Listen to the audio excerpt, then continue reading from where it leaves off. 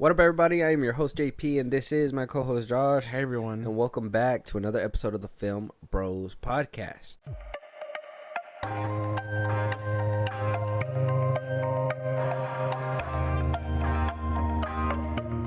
Yang, yang, yang, yang, yang, yang, yang. All right, man. I don't know what that was.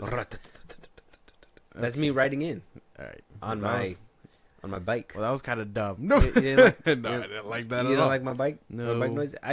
Look, close your eyes. Okay. All right, ready? I'm envisioning this. Yeah, no, that's not. Oh, That's no, not. oh. That sounds like. It actually sounds like my motorcycle's breaking down. Yeah, I a know. little bit. An oil change might do you some good. Something like that. I mean, I'm doing my best here. I'm doing my best. Either way, what up, guys? We got another review for you guys.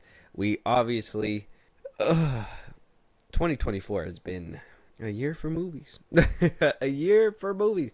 Not as big of a year that we've had the past couple years, but I would say this year has been more finding hidden gems that are probably not getting praised at the movie theater, Yeah, but are coming out on streaming and knocking it out of the park. I would say so. I think we're living in a time where people are picking and choosing what they want to go watch, and what they don't. And I know what you guys are thinking. Well, isn't that what everybody does? Yes, but people are being more picky. Okay, movie theaters are. We thought they were gonna hit rock bottom back in 2020, but they're still skating along, just Yes. skating by.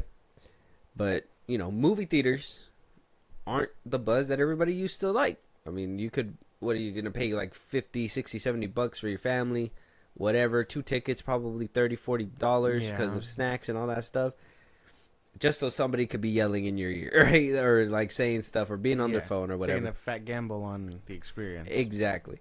So it's been a kind of a diminishing thing again, slowly. I think, honestly, I think at this point, if they really want to see tickets go up, I think they got to make it more premium. I think they got to start showing that, that kind of stuff isn't tolerated. Maybe have certain people in theaters just monitoring the conversation, whatever, blah, blah, blah. Like, something needs to be done to preserve the experience, because movies like what we're going to talk about today are failing. They're not necessarily bad. It's just they're failing because people don't want to go. Basically, that's the best way to sum it up.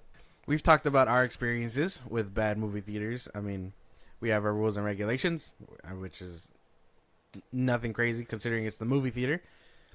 Some people just aren't willing to gamble like that anymore. And although we didn't see this one in theaters, if I would have known it was this good, I probably would have went to go see it. See, that doesn't help what I just said, though, because or well, I guess it kind of does, right? But at the same time, how are you gonna know how good it is until you go watch it? And then obviously, Exactly. You don't want to gamble. It's a gamble on a bad movie or a bad experience. It's a gamble. But anyway, But just so we could go a little bit more in detail of what we're, what I'm trying to get at just a little bit. Josh, you want to let them know what we're reviewing today? I know we're going on a little bit of a tangent in the beginning of this review, but, I kind of want to make it a PSA before we get straight into that review. So, Josh, if you want to let them know, and we'll get moving. we are reviewing the BikeRiders 2024. I'm thinking of starting a riding club. Why? All those clubs do is sit around talking about motorcycles. That's what we do. You don't belong nowhere else, so they belong together. But you're the man in charge. I'm Johnny. We're the Randos. I'm Benny. I like you guys. Boyfriends are getting into trouble. What the hell were you thinking back there? Nothing. I saw you scoring off with them guys. What do I need to think for? Yeah, you and me, kid. The BikeRiders coming in with about a $40 million budget, only not even able to cut even with right underneath it with the finishing total, at least in the theater, was 35 million worldwide. So I mean, a $40 million movie made 35 mil. They couldn't even break even, unfortunately. Yeah. You hate to see it. But as of right now, I mean, if you look at streaming numbers, Peacock, this movie's doing phenomenal, breaking records all over streaming. But in the movie theater, couldn't even break even. So I mean, this is still kind of putting money in the pockets of the for the film, but it's just not box office. A lot of things are still just determined till this day on box office. If it doesn't do good in box office, it's not getting a sequel. And if it is going to get a sequel, well, it's going to take years. And that's only because it chugged along on streaming and made enough to be like, okay, now we can make a sequel. Yeah, but I don't think this one's getting a sequel. I don't think it needs one. Nah, probably not. But let's start jumping into this review. I mean, let us know your guys' thoughts, though. I mean, are we kind of cooking? Do we feel like theaters need to go a little bit more premium? Should the movie theater experience be a little bit more enticing? I don't know. Let us know, because let's just say we missed out on a gym here, people. We missed out on a gym. So, popcorn meter, not the audience score anymore. We talked about it in a previous episode. It is the popcorn meter. It's at a 75% with just a regular popcorn bucket. So I'm assuming, right? I'm still gonna get used to this metric. Yeah. You have super hot, you have moderate, and what is it? Stale, right? Yeah. Right. This is moderate. 75% means, you know, people loved it, but they weren't going too crazy about it either. With an 80% certified fresh Rotten Tomato score. I mean, do the numbers make sense to you? For the most part, I get it. I'm not sure if this is one of the ones that are rigged or not, but I get it. 80-75 isn't a big difference. No, because that just means that the writing and all that stuff is there, the story's there, and the audience has picked up on that. It's not a very hard scale to follow when it's like, oh, this one is like 40 and audience score is 90. You know, it's different. Mm-hmm. This one's actually pretty close. So it makes sense to me. All right. I see it too. I mean, it's not too crazy of a change. Audience obviously is gonna love it. I think this movie is kind of like simple. I don't think it takes too much to understand either. So I mean, it's gonna be something that's fairly easy to grasp, in my opinion. So it's good. It's good. The BikeRiders, directed by Jeff Nichols. We have starring Austin Butler as Benny, Jodie Comer as Kathy, Michael Shannon as Zipco, Tom Hardy as Johnny, Mike Face as Danny, Boyd Holbrook as Cal, Damian Harriman as Brucey, Toby Wallace as the Kid, Happy Anderson as Big Jack, so on and so forth. It was a pretty stacked cast. There was a lot of people in this movie. I even kind of a spoiler, but it was kind of like it was funny because if you know who he is, you're just like, oh yeah, that's he's from that one show, the Sons of Anarchy. Yeah. What was it called? What was his name? What's that dude's name? The Sons of Anarchy guy. I'm not too sure.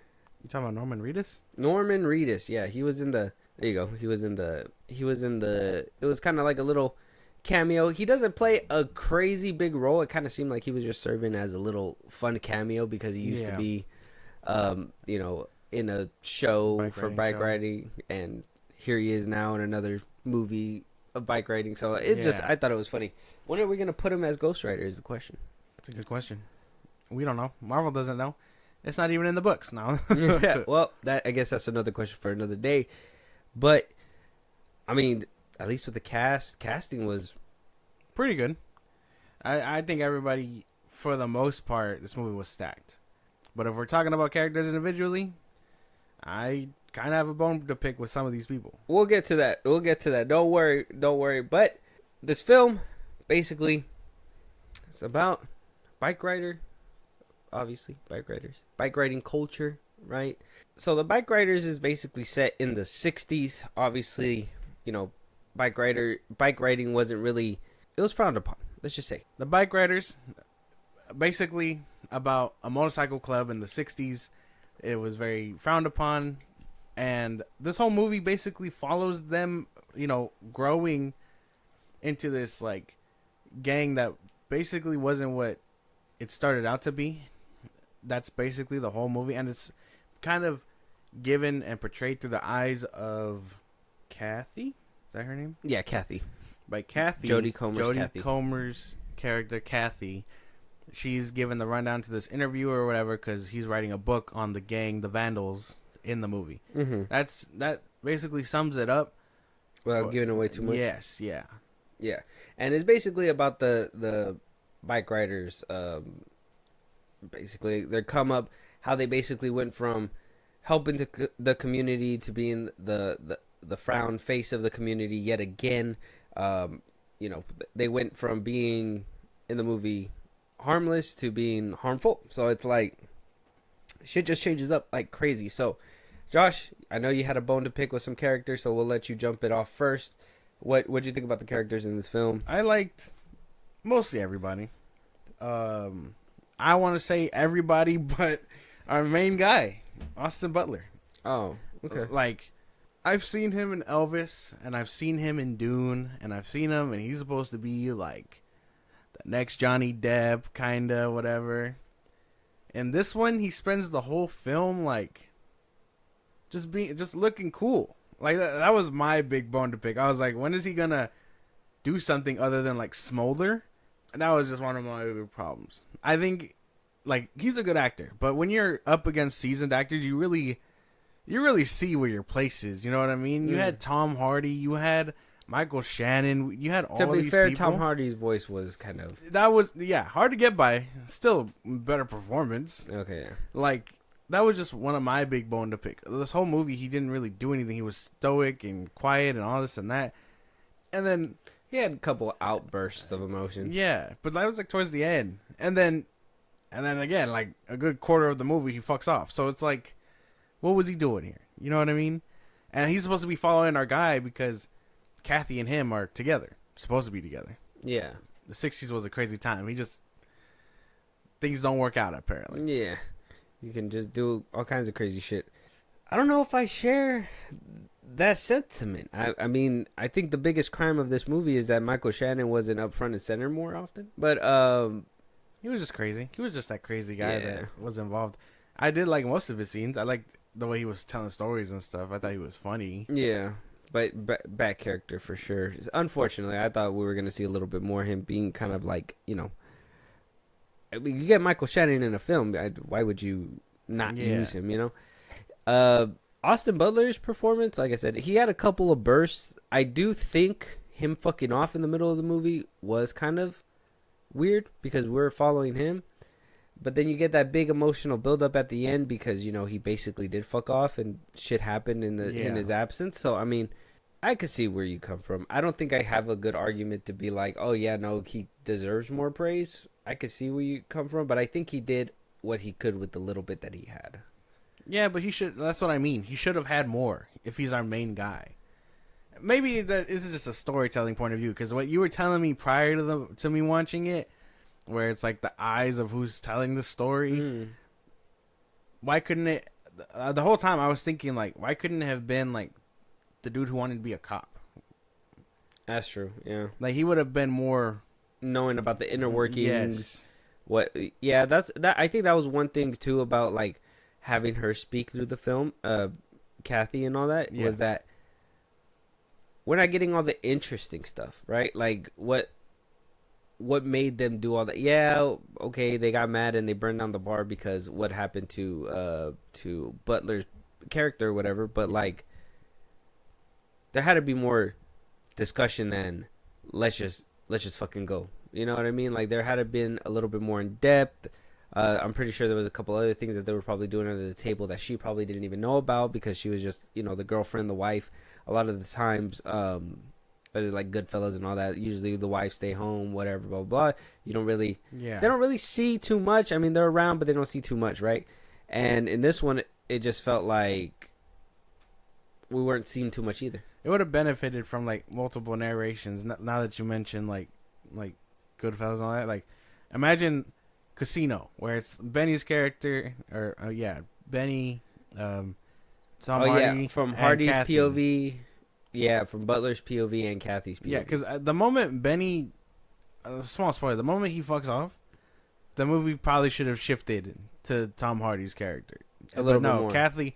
Kathy was just talking about like what everything was going on once he left, and it's like, Yeah, how do you she know kind of summed it more? up. She Yeah. kind of summed it up, and he was like gone for what, like 6 months or something? 9 months? Not to say that they're bad acting, because I think the only one that falls short is Butler's character. I don't even think he fell that short though. Like I feel like he did what he could. I just think he didn't get enough material. In a room full of veterans, man. I'm just saying, you can tell. Yeah. And I mean, like, we've seen him. I mean, he didn't really do much in Dune either, but you can tell he had he did way better there than here. You know what I mean? I mean, it's easier to play. I know a lot of people were like, in Man of Steel, Michael Shannon stole the show. You know, in The Matrix, the dude that plays Red Skull, but he plays Smith in the films. Like, it's easy to go berserk. I think, like, to be a villain. I think a lot of actors play villains pretty well. It's really rare to be like, that was except for like the Marvels. That one sucked. But like, Random drive. yeah, that one was bad. But at least, you know, from my knowledge, if you take a talented actor and put him in a villain role, he usually excels. Yeah. But can he do it? I think the harder stuff is when you're playing, you know, the protagonist and everything. Especially when your protagonist doesn't really do anything but stand around. Exactly. That yeah, I would say that was probably an issue, but I mean, that's a good looking man. Yeah. That's a good looking man. Yeah. No, I'm not saying he's ugly, but I'm just saying Then what's the beef, stranger? that he didn't act. He didn't really do anything. He acted. No, there's a whole chunk of this movie where he's just standing around on his bike acting cool, and then he goes up to her and he's like, "Want to ride?" Like, Every single time he would pick up his head after smoking a cigarette on the bike, I just listened to NSYNC's "Bye Bye Bye" in my head. it's just fucking on repeat. Yeah. But that's about it. I think everyone else kind of did pretty good. I think Austin Butler is my only beef with this movie. Like I said, I can see why. I mean, but I can't say that he wasn't acting, because he was. I think he did a good job of acting with the little bit that he got. Nah, man, he had like so much aura on this film. Homie was just probably like standing on his bike, and the director was like, "I want to catch as raw material as we can." Yeah, man. Just turned it on, Dude, fucking, I wouldn't even be able to hold the camera with that man in front of it. I'd just be like, crazy. "What's going on?" They're like, shaky cam. That's just my hands climbing up. Oh my gosh. But yeah, no. I like I said, character wise, that's the only problem I got. Because even Tom Hardy, like, yeah, his voice was hard to get behind because he was doing this weird like accent. Before we move on from that thing right there, I know, like, when we first watched the trailer in theaters, you were like, his voice sounds weird. Now that you've actually seen the whole film, and I know you said, like, you know, you kind of got past it or whatever, but like, was it super distracting? Did you hate it? Like, at least his voice was. What'd you think about that? It was distracting a little bit. I think once the movie starts going and you get used to it, it's like, okay, he's supposed to be playing like an older American or whatever.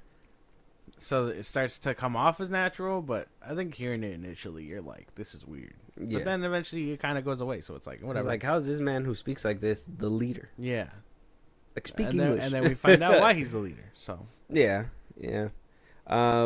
Pretty good stuff, though. What'd you think about the cinematography in this film? I thought it was pretty good. Camera work, all that. I think Pretty good. I think it did very well, like following motorcycles and stuff. I can't say that there was a lot of cool camera shots.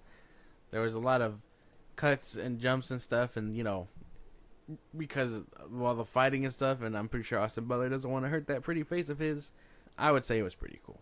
Nothing crazy, but also nothing unique either. Yeah, I was gonna say there was a lot of editing and jump cuts and stuff, but Yeah. I don't think there was a lot of scenes where you can actually just sit with the scenery, except for maybe like scenes like this where, like, you know, he kind of gave himself up and you're just looking at a field or whatever the fuck. But like, I don't think we got any like visionary camera work out of this, so this was pretty standard.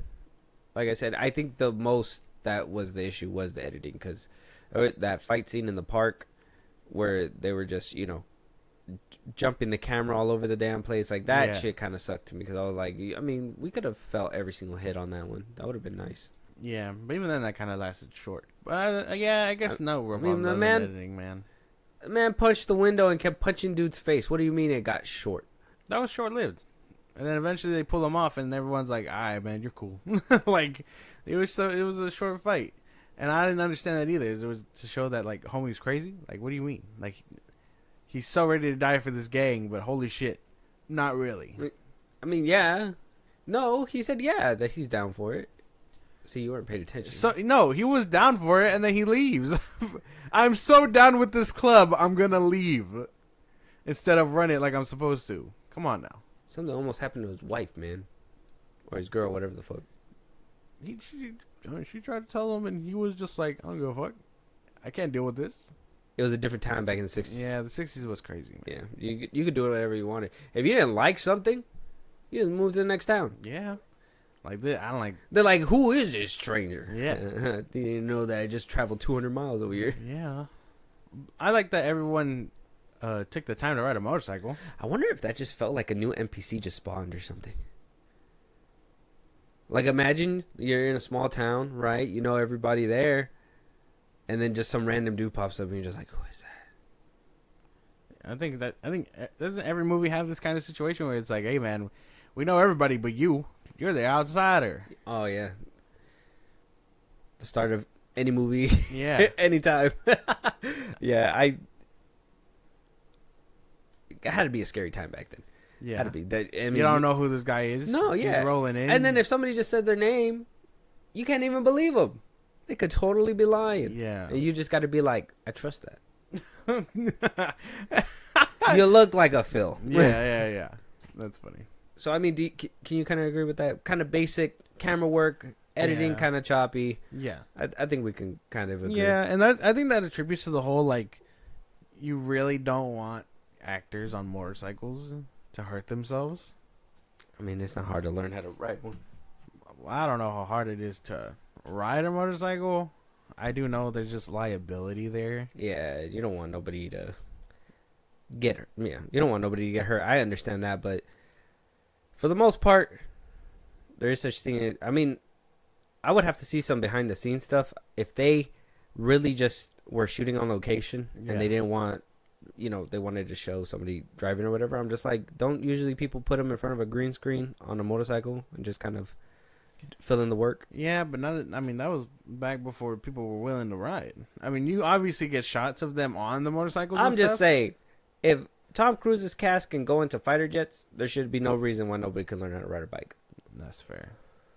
But that's what I mean. A lot of people, while we do have a few shots in this movie of them on it, it feels very rare because it's always like them riding a few feet just to enter a scene versus being like on it for a good minute. Reedus is a real one because he actually rode in on it. Well, yeah.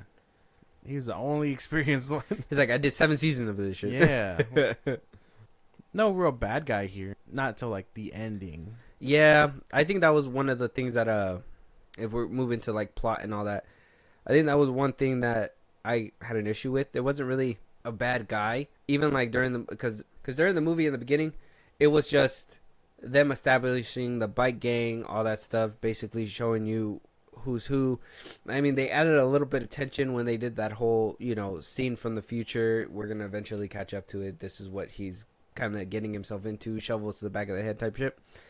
And I'm like, okay, when are we going to get to that? And then the whole in between to build up to that, I'm not saying it was boring. It just didn't have any stakes. You were just kind of gliding along with the story, right? Yeah. And then you eventually get to that point where they start building a little bit of stakes, right? Like, it was all under control, and then they start slowly losing control. He's trying to figure out where to ditch the gang and basically, where it's going to flourish. Not ditch, but flourish in the right hands or whatever. Yeah. Somebody more dedicated, and then, next thing you know, it takes that turn with, the younger guys trying to take over and whatever and blah, blah, blah.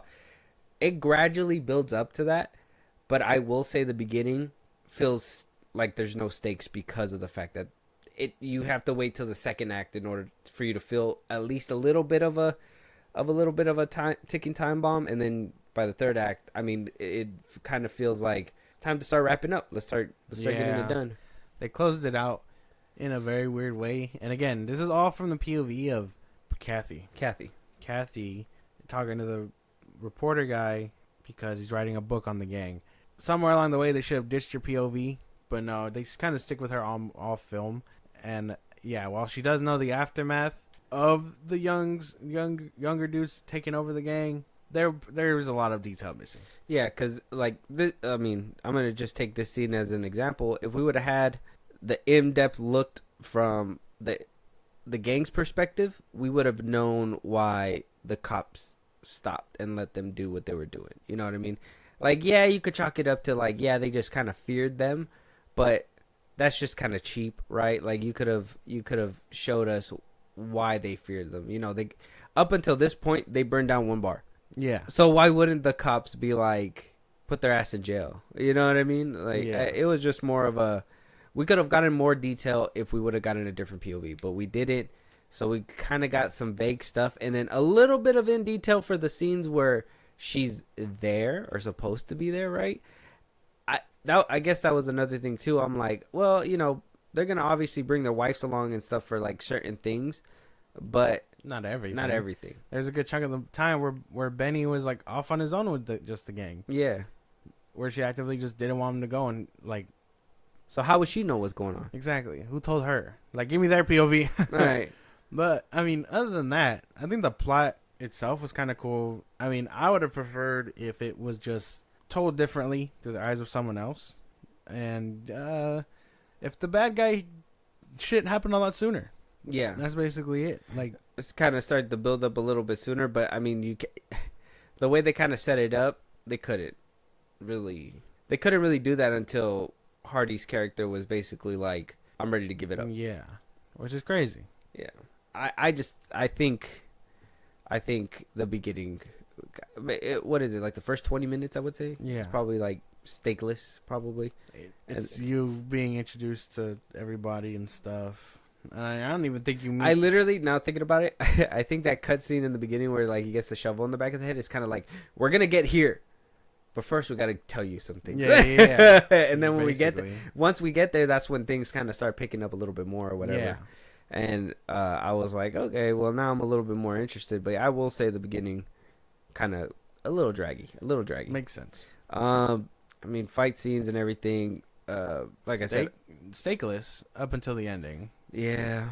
I mean, there's a couple. There's the big one at the park.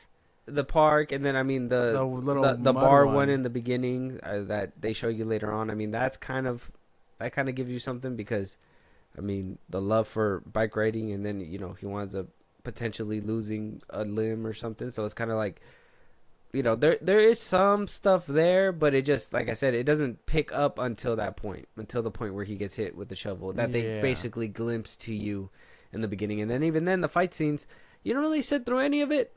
It's a lot of choppy editing. I think the best punch was the only one where he kind of punches through the window, and that's it.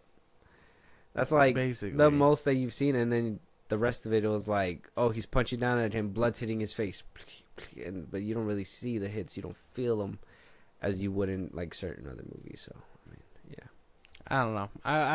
This movie could have been a lot better. I mean, it had the premise to be. A lot of shaky ground here, even for an Austin Butler led film. I mean, hasn't he kind of just been like? Oh no, I think that's Bill Skarsgård. I think Skarsgård's been kind of like in films where like he does good, but he just, I don't know, he's just not getting that recognition. Like right now, it's The Crow. Yeah, I'm just like, damn, yeah, sucks to suck. I mean, Boy Kills World was really good. Yeah, I started to see that one. I think that one was kind of worth it. But I mean, other than that, that's basically it. This film is basically, it's small. It's through the eye, like we said, it's through the eyes of Kathy, or narrated through her POV. But you don't really get a lot of the bike rider stuff. Like you don't get the inner workings as much. Like you're told, but you don't really see, right? Yeah. And that's something that I have an issue with. Though it is better than Torque, deep cut. This is still, I find it to have been solid. But Josh, if you want to give us your brief summary, 1 through 10, 10 being the best, 1 being the worst, 5 being in the middle. What do you think? I don't think I would have seen this one in theaters, even if I knew what I was getting into, simply because of what it is and what it does. I don't think it's a bad film, but, I mean, there has to be better motorcycle movies out there, right? I mean, people still talk about Wild Hogs. So I would say this movie does pretty good with what it does. It does feel like a mixture of, like, I told you it feels like a mixture of, like, Goodfellas meets, like, The Outsiders and all that. I would say this movie does pretty good at what it's trying to do. I got to give it like a 7 out of 10. Okay. See, guys, original movies, they just, they don't do too well, because unless it has a Marvel banner. If it had a Marvel banner, Josh would have probably gave this movie a bit higher rating, but that's just, so dumb, dude. it's just, That is a higher rating. You're probably going to give it like a 4. Relax. I'm just saying. Slap the Marvel banner on there, and it would have probably been a totally different score. That's not Way true. different score. That's not true. But I do like this film. Like I said, I don't share your sentiment when it comes down to Austin Butler. I think he did amazing work with the amount of work that he was given. Tom Hardy, his voice was very, very hard to listen to. At one point I was thinking about flipping on the subtitles, but then I think there was just one point in the movie where it just started clicking, where it just went, I understand everything he's saying now. And I'm like, now I got to rewatch the damn movie, because there's just maybe like 5 minutes of dialogue that I'm just like missing out on. And but like everything else, I do wish they would have gotten a little bit more in depth, saw a little bit more of the inner workings. But in those certain beats where you had to feel some emotion, I think Tom Hardy really brought that heat. Him and his interactions with the kid were heavy for the little bit amount of time that we honestly got to see it. The inner workings was decent, but like I said, just a little bit more of looking into. By the end of this movie, I give it about an 8, solid 8. I think it does better than your average film, even though it does have its sluggish parts. I do wish the fighting was a little bit better, but for the most part, I think an 8 is solid. Only because you could tell Tom Hardy put his all into it. The girl that plays Kathy, you could tell that she was really, that one scene. There's one scene that's very hard to watch, and I'm just like, oh, please don't fucking do it. Please don't. Like, she sold that shit for sure. And I was just like, okay, that's fucking. Yeah. I thought it was some good stuff. No, what you're talking about. Yeah, the scene before that where like dude was about to just take a leak and just gets it to him. I was just like, God, you'd hate to see it. You hate to see it. Other than that, solid 8 for sure. Okay. I guess. Yeah. No need for a Marvel logo here. No, yeah. Whatever, bro. Whatever. I don't know what to tell you anymore. With that being said, though, check out the BikeRiders. It's on Peacock right now. We want to know your guys' thoughts. Very good film. Like I said, don't listen to Josh. Put a Marvel logo on that bitch. I literally gave it a 7. That's pretty good. Hit it with the what is it? What they used to have before the Marvel logo change. It was like the flipping of the comics. It was like. You remember that? Yeah, I remember that. Well, I think it was like Daredevil, obviously. 10 years ago, yeah. shit, like. Damn. What are you gonna say? What? Yeah, no, that's it. Oh, okay. Before they changed it. Oh, I thought you were about it. I actually really liked when that happened, because it showed the comics of the movie you were watching. Oh yeah, that was like hard. Fantastic Four had Fantastic Four comics. Mm-hmm. Spider-Man had Spider-Man comics and all that stuff. Yeah. So I mean that was cool. And then now it's just the Marvel logo. The Marvel. Well, I mean, with all the Marvel films. Yeah, cinematic stuff, not comic book stuff. And then even the Deadpool. We only saw Deadpool once in that whole thing. So. Oh, that's true. It would have been cool if they just fill them up with like their characters, like differences from their characters, but maybe that would just be a little too much too. Who knows?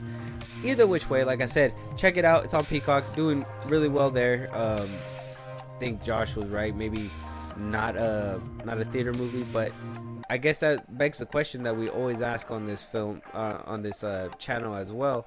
Do you know what a streaming movie looks like? Do you know what a movie theater movie looks like? A lot of people say that they could tell the difference. Some people say that they don't know what that means. We want to hear your guys' thoughts on that as well. Exactly. Can you tell what a streaming movie is, and can you tell what a movie theater movie is? Let us know. out there. With that being said, though, you guys know what socials to hit us on. Links will be in the description, and we'll talk to you guys on the next one. Talk to you guys later.